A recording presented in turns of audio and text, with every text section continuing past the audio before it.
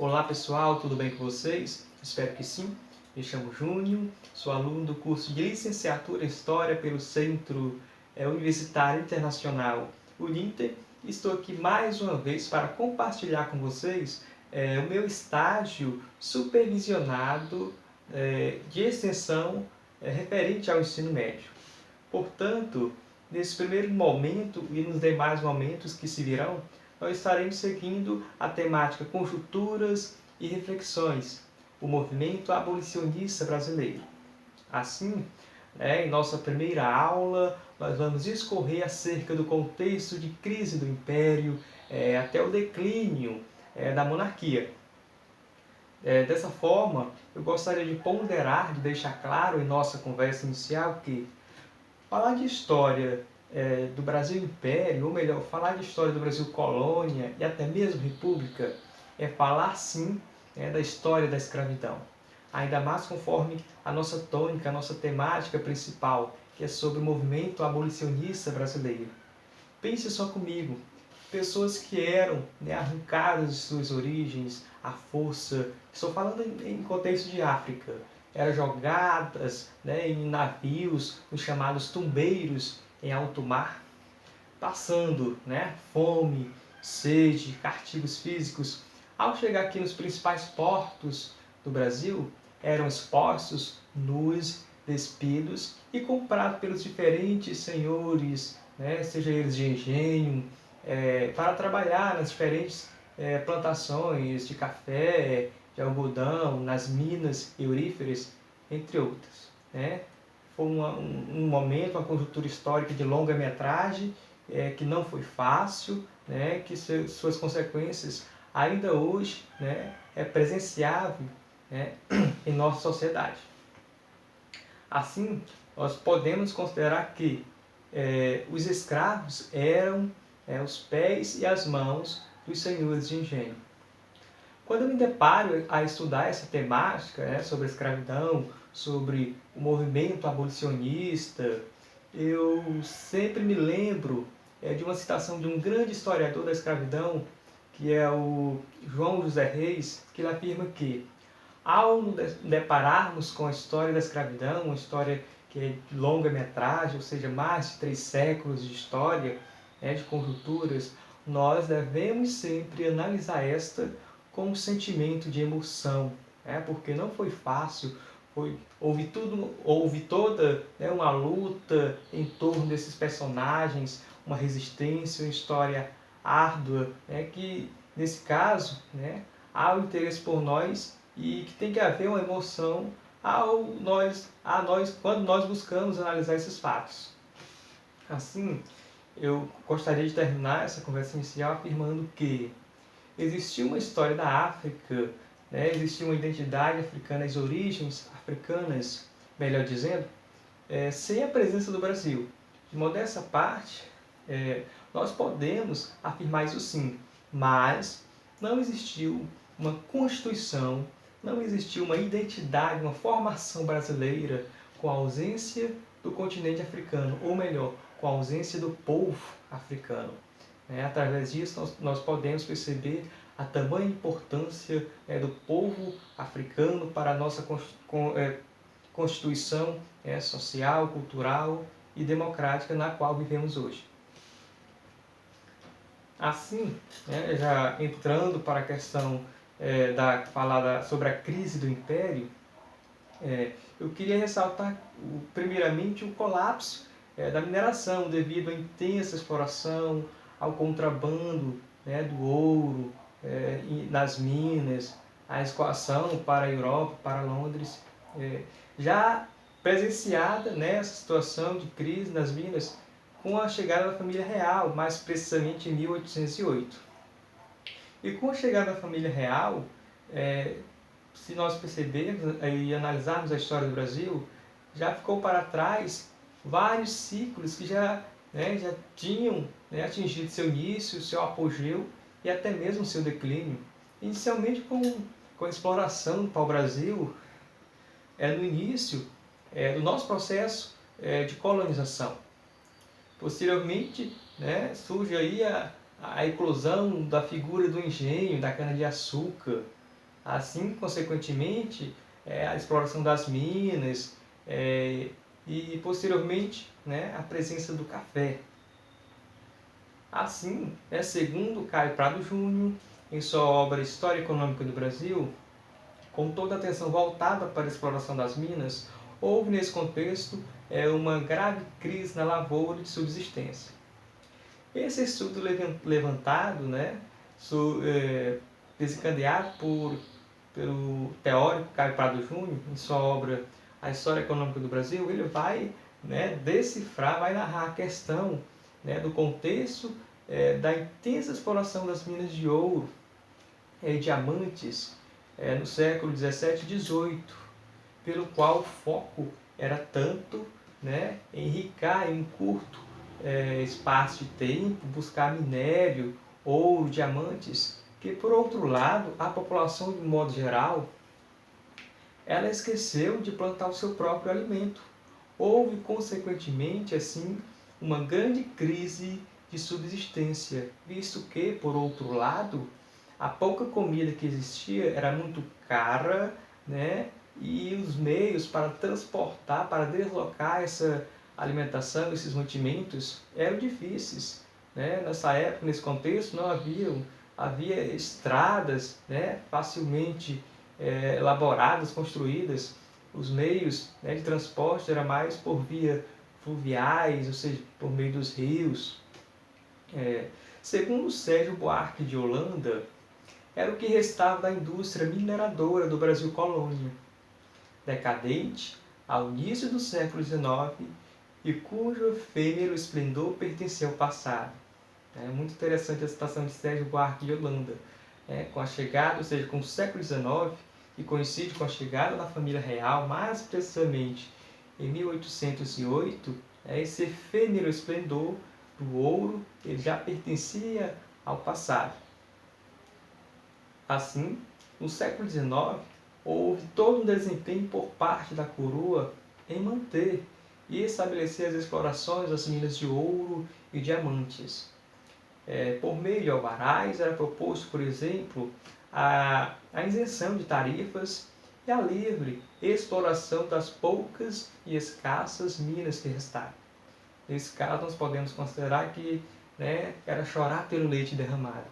Mesmo que, depois de todo, né, de passar o apogeu da busca pelo ouro, houve uma facilidade burocrática, podemos dizer assim, por parte da coroa em conceder vantagens para as pessoas explorarem, para, né, aumentar, para aquecer o mercado da busca do ouro aqui no Brasil, mas as minas já encontravam-se escassas devido às intensas explorações, né, que aconteceu no passado. Portanto, ao analisarmos brevemente essa questão da crise aurífera presenciada pela família real, mais precisamente na primeira metade do século XIX, nós adentraremos a partir desse momento na chamada, né, na questão militar.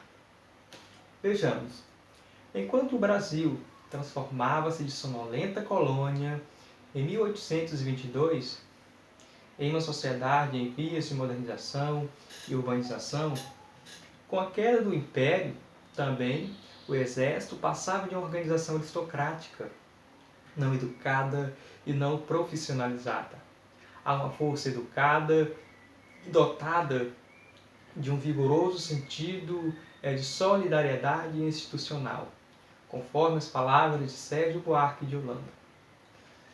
Desse modo, nós podemos, né, analisar essa citação da seguinte forma. Podemos dizer os modos, né, os estágios que a ala do exército, tanto dos oficiais, perpassou de colônia para império, de império para república. Ou seja, com a queda do império, o exército passava de uma organização aristocrática. O que quer dizer isso? Aristocrática é um grupo de militares presentes no exército que eram mais privilegiados, que subiam de carreira mais facilmente. Passou de uma ala, né, aristocrática, estou falando do império, ao chegar à república, ele passa a ser, podemos dizer assim, uma ala mais profissionalizada, e uma força mais educada e dotada de sentido de solidariedade institucional. Nós podemos perceber, através desses dois termos, né, citados por último, já uma ânsia da ala militar se engajar nos movimentos sociais, como nós iremos analisar mais para frente, e até mesmo adentrar na política, porque dessa forma, boa parte dos militares, se embrenhando na política, nos discursos, nos ideais, nesse contexto, eles subiam mais facilmente de posto, né? Subiam mais de carreira e eram mais privilegiados. Assim, a exemplo do exército de Dom João VI, composto, né, de aristocráticos com honra, onde avançavam rapidamente na carreira. Por outro lado, uma grande massa de oficiais sem oportunidade de avançar muito além do posto de capitão. Fica nítido, né, duas grandes alas, dois grandes divisores de água, falando de ser militares no contexto do Império. Uma ala mais aristocrática, mais privilegiada, e outra, né, e outro grupo de oficiais, né, do Exército, mais, né, à margem da sociedade, podemos dizer assim, de certa forma, sem instrução, né, sem preparo e sem participação na política, considerados como massa amorfa. Assim, com o boom do café, a aspiração do acordo tarifário com a Inglaterra e, mais tarde, o termínio do tráfico de escravos em 1850, contribuíram para o financiamento das vitórias domésticas e estrangeiras de Duque de Caxias. Por sua vez, ajudaram a iniciar um período de expansão econômica no Brasil. Isso tornou-se possível para o governo devotar suas atenções a reformas militares, em especial a área da instrução.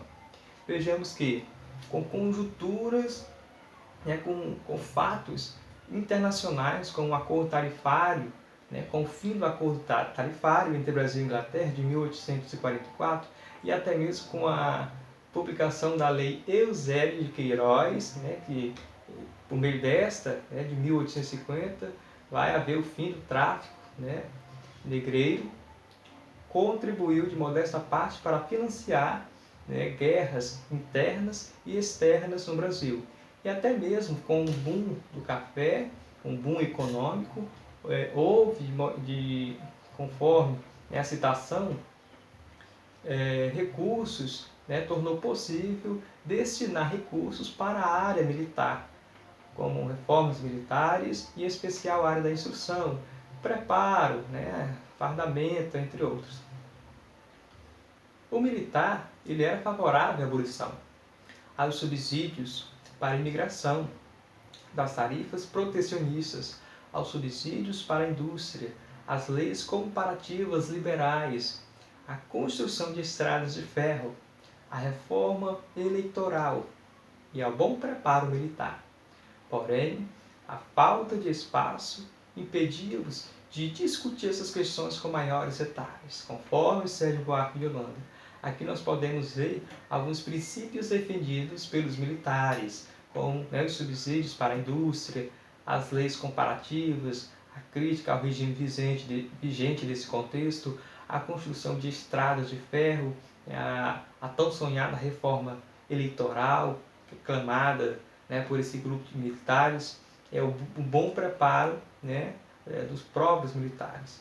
Nós podemos perceber que esses ideais, essa tônica política de discurso, ela vai se perdurar por muito tempo, até mesmo com a proclamação da República, depois, né, naquilo que nós chamamos de o governo, né, do café com leite, a República aristocrática de poucos, os militares vão continuar com esse mesmo discurso.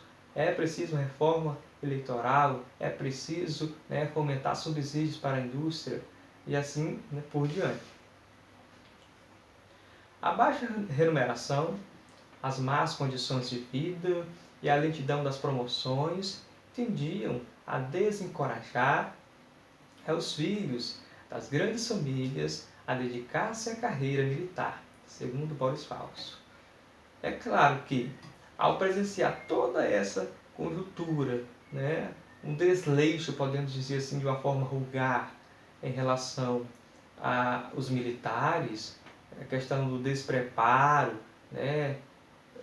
A boa parte daquelas famílias que tinham seus filhos, eles não, né, dedicariam esses a seguir a carreira militar, né, porque as condições não eram favoráveis, né, para que o filho dessas grandes famílias, principalmente das grandes falantes das grandes famílias, né, para poderem, né, adentrar na carreira militar devido às más condições, né, esses não ter participação política, serem considerados como massa móvel.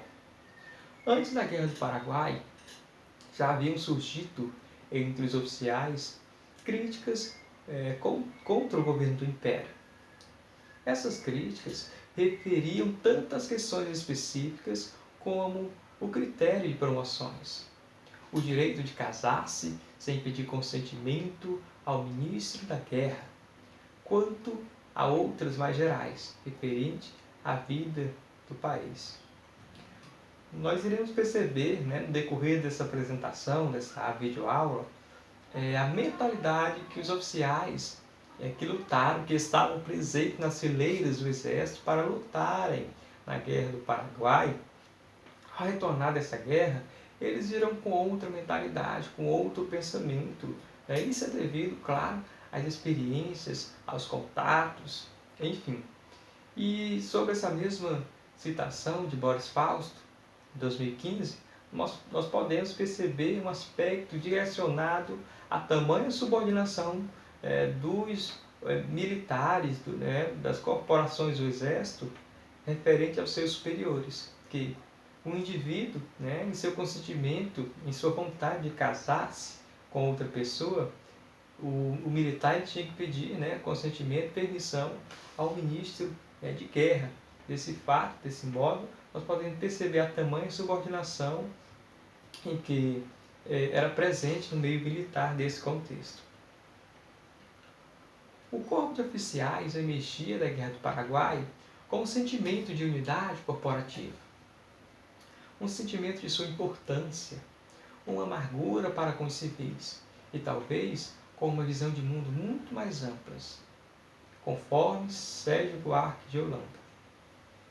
Como já falei agora há pouco, o corpo de oficiais, ao emergir da Guerra do Paraguai, depois de tanta luta, depois de tanto tempo fora do território brasileiro, lutando de corpo a corpo, conhecendo outras pessoas e até mesmo os regimes que eram defendidos no contexto de crise, do desenrolar dessa guerra, eles, ao retornarem para o Brasil, claramente, nitidamente, eles retornarão com outro pensamento, com novas experiências e princípios políticos que seriam defendidos pela ala militar aqui no Brasil, no contexto do Império, do governo imperial. Depois de ressaltar sobre essa questão militar, de modesta parte, nós iremos seguir na tônica da crise do Império, iniciando sobre a questão Christie, que foi o rompimento diplomático entre a Inglaterra e o Brasil no período de 1863 a 1865. É um curto espaço de tempo, mas foi muito simbólico para as relações, para a aparência do Brasil no clima externo. A questão Christie ela pode ser definida por dois fatos que aconteceram aqui em território brasileiro. O primeiro deles foi o furto não esclarecido de uma carga de navio inglês que tombou, que virou ali mais precisamente no litoral do Rio Grande do Sul em 1861, pelo qual as autoridades britânicas exigiam que Dom Pedro II arcasse com esse prejuízo, porque eles falavam, conforme as suas narrativas, que o navio não foi tombado, ele foi saqueado, enfim. O outro fato foi a prisão de 3 oficiais da Marinha Inglesa em 1862, devido a estarem andando embriagados e causando baderna nas ruas do Rio de Janeiro. Devido a esse fato, as autoridades, da mesma forma, as autoridades britânicas, exigiu do governo imperial que os responsáveis que prenderam esses 3 oficiais ingleses fossem punidos e que os oficiais ingleses, né, seriam soltos com a recusa de Dom Pedro I, perdão, com Dom Pedro II, houve sim, né, um rompimento diplomático entre Brasil e Inglaterra. Essa questão Christie, ela se concluiu que autoridades britânicas vieram aqui no Brasil de forma presencial pedir desculpa para Dom Pedro II. Os militares e a abolição. O corpo de oficiais não concordava com a elite a respeito da política socioeconômica a ser seguida. Qual era a política socioeconômica que era seguida desde o Brasil colônia? Era nada mais nada menos do que o sistema de plantation. O que é que se caracteriza o sistema de plantation? Já falei isso em outras oportunidades. Se caracteriza que há uma grande presença de grande quantidade de terras, que é o latifúndio, a monocultura, que nesse contexto era o café, a mão de obra escrava, não assalariada, e toda essa produção voltada para o mercado externo. Ou seja, os oficiais não concordavam com a elite a respeito dessa política que era seguida. Assim, a partir da década de 1850, os oficiais favoreceram a abolição, a imigração, a proteção para as indústrias, estradas de ferro, construção de estradas. A abolição, que parece ter sido a mais importante dessas questões, proporcionando um forte impulso ideológico para a participação militar na política. Como já citei, inicialmente a questão da política socioeconômica adotada pelas principais elites que não era de acordo com os militares, eu gostaria de analisar a questão da abolição, que foi um meio para os militares adentrarem na política, nas participações, nos discursos presentes nesse contexto. A ala militar, como nós já sabemos, que eu falei inicialmente aqui na aula, ao adentrar na política, no discurso político, eles subiam de posto mais facilmente, tinham mais oportunidades para subir rapidamente em sua carreira. A abolição é uma ideia dita como rigorosa, mesmo antes da Guerra do Paraguai, tornou-se claramente mais forte decorrente do conflito. Na medida em que os oficiais entravam em repetidos contatos com os ex-escravos, dado que a maioria dos homens alistados nas fileiras compunham-se de antigos cativos e de homens livres de cor. Isso é um aspecto muito importante, que nós presenciamos não só na história do Paraguai, mas na conjuntura que nós denominamos como crise e declínio do Império, que é o retorno dos militares da Guerra do Paraguai ao Brasil. Ao chegar aqui, eles vieram com outra mentalidade, com outras experiências. Eles estavam lutando com ex-escravos, com pessoas que tinham passado por esse regime de escravidão. E com essas experiências, eles retornaram com um novo discurso político, podemos dizer assim, de modéstia à parte, mais críticos. Nós estávamos em um conflito externo, lutando pelo ideal. E ao chegar aqui no Brasil, ao falar da escravidão, o regime de escravidão ainda estava em vigor, estava mantido. Eles queriam alguma mudança por parte do governo ao falar dessa questão.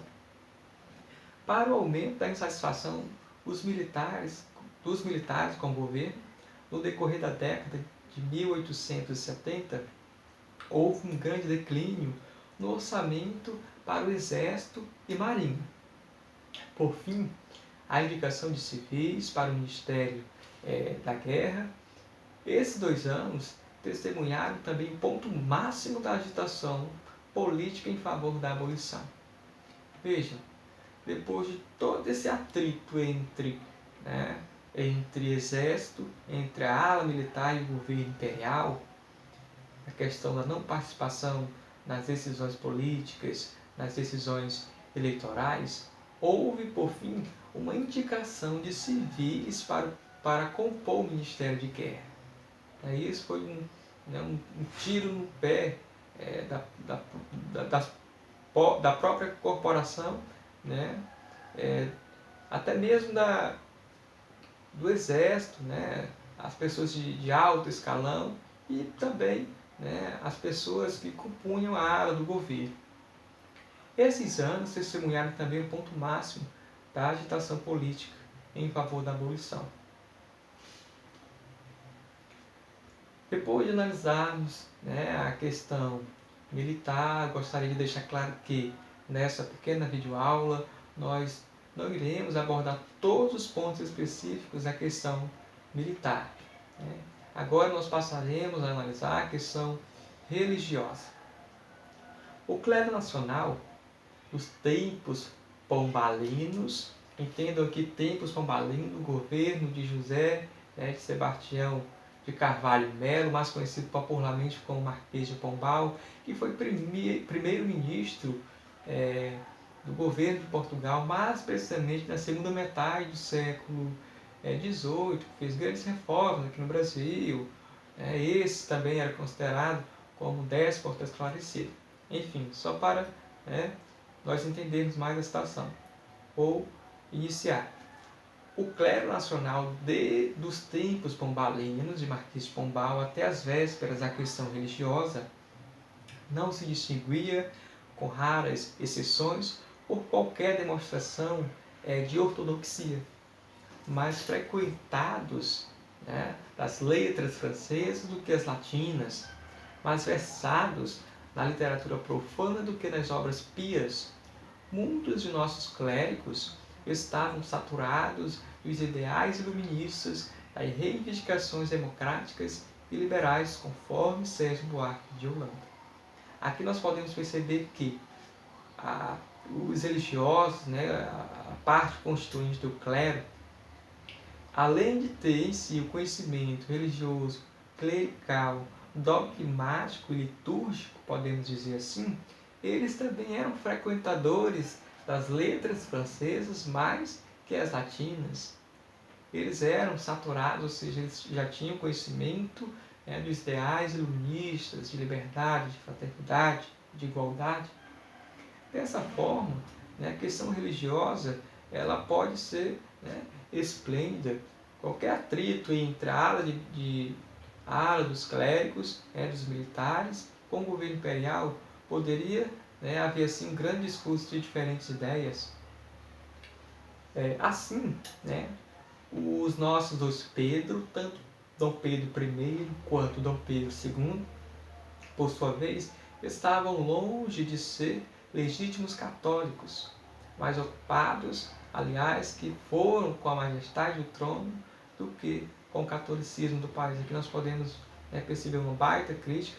Em síntese, nem os imperadores, nem os homens cultos, nem o clero, nem o povo podia se definir como católicos na percepção exata do termo, embora católicos se declarassem todos. Veja só o tamanho dessa situação de Sérgio Buarque de Holanda, pelo qual, no contexto da crise da questão religiosa, nem as pessoas, e nem o próprio imperador, e nem o próprio clero, não seguia à risca os ideais religiosos católicos. Desde o período colonial, a Igreja Católica era uma instituição submetida ao Estado, pelo regime do padroado. Isso significava, por exemplo, que nenhuma ordem do Papa poderia vigorar no Brasil sem antes ter sido aprovada pelo imperador. Assim, nós podemos perceber que no século XIX, mais precisamente no governo imperial, a Igreja era subordinada ao Estado conforme a Constituição de 1824, pelo regime do padroado. Todas as ideias vindas do Papa, lá do Vaticano, elas seriam, para elas serem perpetuadas aqui no Brasil, elas antes tinham que ser analisadas, repassadas pelo governo. Mas, em 1872, Dom Vidal e Dom Macedo, bispos de Olinda e de Belém, respectivamente, resolveram seguir ordens do Papa Pio IX, punindo os religiosos que apoiavam os maçons, ou seja, os membros da maçonaria. Dom Pedro II, influenciado pela maçonaria, solicitou aos bispos que suspendessem as punições. Como eles se recusaram a obedecer ao imperador, foram condenados a 4 anos de prisão. Em 1875 receberam perdão imperial e foram libertos. Mas o episódio abalou as relações entre a igreja e o imperador.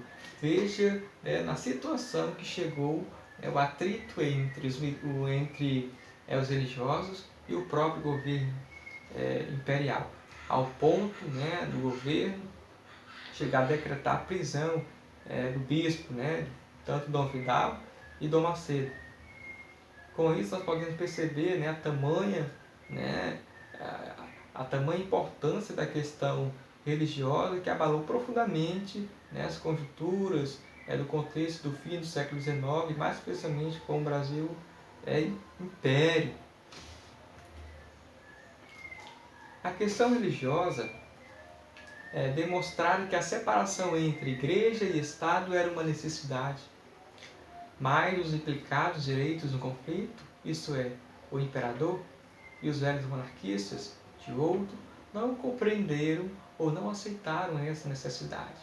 Ou seja, essa necessidade ela não vai ser vinda, não vai ser concluída ainda no Brasil Império, mas sim com a proclamação da nascente república por Marechal Deodoro da Fonseca, e mais precisamente na Constituição de 1891, a primeira Constituição republicana, que vai surgir aquele que nós chamamos de Estado laico, pelo qual a igreja é separada das discussões do Estado. O catolicismo não se revoltou contra o Império, como mais tarde faria os proprietários de escravos feridos os seus interesses pela abolição. No máximo, voltou-se contra a figura do imperador, esperando impaciente pela subida ao trono da princesa Isabel, conhecida pelo seu fervor religioso que chegava à beatice. Assim nós podemos compreender que, mesmo com toda a questão religiosa que nós já falamos, em boa parte, o catolicismo ele não se revoltou contra a figura do império, como mais tarde se revoltariam os senhores de escravos com a abolição da escravatura. Desse modo, nós podemos afirmar que na década de 1870 as relações entre Estado e Igreja se tornaram mais tensas. A união entre o trono e o altar, prevista na Constituição de 1824, representava em si mesma uma fonte potencial de conflito. Se a religião católica era oficial, a própria Constituição reservava ao Estado o direito de conceder ou de negar validade a decretos eclesiásticos, desde que não se opusesse à Constituição, segundo Boris Fausto. Assim, nessa última citação, podemos presenciar, ver a questão desse duelo entre trono e altar, nessa subordinação da Igreja Católica pelo Estado, que, como podemos ver, houve até mesmo decretada prisão de religiosos. Pois bem, essa foi a nossa primeira aula, conforme a temática Pensamentos e Reflexões do Movimento Abolicionista Brasileiro, pelo qual nós falamos, analisamos a questão da crise e declínio do Brasil Império, saltando a questão militar, religiosa, a questão crise. Espero que vocês tenham aprendido, tenham compreendido algum ponto, alguma análise dessa aula, e muito obrigado, agradeço para quem nos assistir, de modesta forma. Valeu, obrigado.